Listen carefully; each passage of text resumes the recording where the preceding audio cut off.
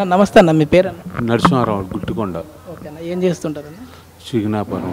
మళ్ళీ అందరికీ న్యాయం జరగాలి అని అంటే ఏ పార్టీ అధికారంలోకి వస్తే బాగుంటుంది? అన్నీ మనకు రావాలంటే నారా చంద్రబాబు నాయుడు గారు మనకి పోలవరం ప్రాజెక్ట్ ఇచ్చారు. చక్క అందరికీ మాకు వచ్చే నీళ్లు చేపల చెరువులకు అందుబాటులో ఉన్నాయి, మంచినీళ్ళకి ఇబ్బంది లేదు.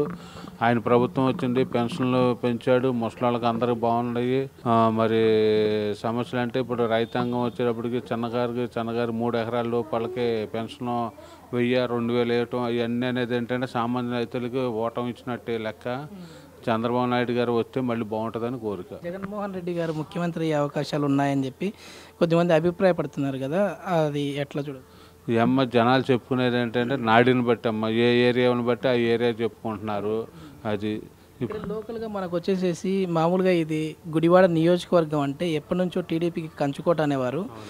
కానీ కొడాలి నాని గారు వైసీపీలోకి వెళ్ళిన తర్వాత ఆయనే గెలిచారు, మళ్ళీ ఇప్పుడు కూడా ఆయనే గెలుస్తారు అని చెప్పేసి అంటున్నారు కదా. మరి ఇప్పుడు ఎట్లా ఉన్నాయన్న సమీకరణ? అంటే దేవినేని అవినాష్ గారు ఇప్పుడు పోటీ చేస్తున్నారు, నాని గారికి దీటైన వ్యక్తి అనుకోవచ్చు అంటారు? ఆయన దీటైన వ్యక్తి, కొత్త కుర్రాడు. ఏంటంటే ఇప్పుడు ఉన్న నాయకులందరి మీద కొత్త కుర్రాడు వచ్చాడు. కొత్త కుర్రాడు ఏ రకంగా చేస్తాడనేది జనాల్లో కూడా కొద్ది క్రేజ్ ఏర్పడుతుంది. సింపతి కూడా ఏంటంటే అంతకుముందు వాళ్ళ నాన్నగారు చేసిన పరిపాలన కూడా అంతకుముందు సీనియర్ నాయకుడు నెహ్రూ గారు వాళ్ళ అబ్బాయి వచ్చాడు. ఆయనకి ఏంటంటే ఇక్కడ లోకల్లో పరిచయాలు ఉన్నాయి. ఏంటంటే కొత్తవాడు వచ్చాడు, యువత వచ్చింది, కొత్తగా ఏదో ఒకటి చేస్తాడనే జనాల్లో కొద్దిగా ఆశ ఏర్పడుతుంది. నేను కార్పెంటర్ అనే చెప్తాను. మనకి ఏమైనా ప్రధానంగా సమస్యలు ఉన్నాయన్న నియోజకవర్గం? ఎప్పుడు వేసినా సరే మామూలుగా అయితే ఎక్కువ శాతం చంద్రబాబు నాయుడే ఇక మా ఉద్దేశం అయితే.